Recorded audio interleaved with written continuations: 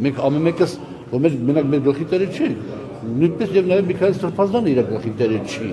որտեղ ինքը նիշա է զբաղեցրել շատ կարեւոր նիշա է զբաղեցրել եւ հետեւաբար կներեք հազար անգամ ներողություն ինքը պարտավոր է բանը իր դիրքորոշումը փոխի իհարկե խնդրանքով եմ դիմում բնականաբար բայց ես կարծում եմ որ ինքը այն անձնավորությունն է որ հաշվի առնելով իր հեղինակությունը հասարակության մեջ հաշվի առնելով նորից ասում եմ պետության տարածած մարտահրավերները ինքը պարտավոր է Ասում եք հեղինակություն, անառարկելի հեղինակություն, հարգանք պատիվ այլն, դա ինչի հիման վրա եք ասում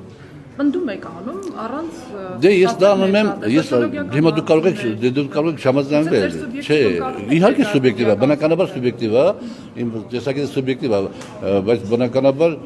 ես նաև իրավունք եմ տեսակետը հայտնել, որովհետև ես տեսակետը հայտնում եմ ոչ թե հենց այնպես օծից վերցված, ասենք ես նույն բանը չեմ ասի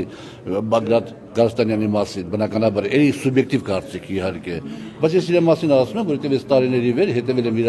խոսքին, իր հարցազրույցներին եւ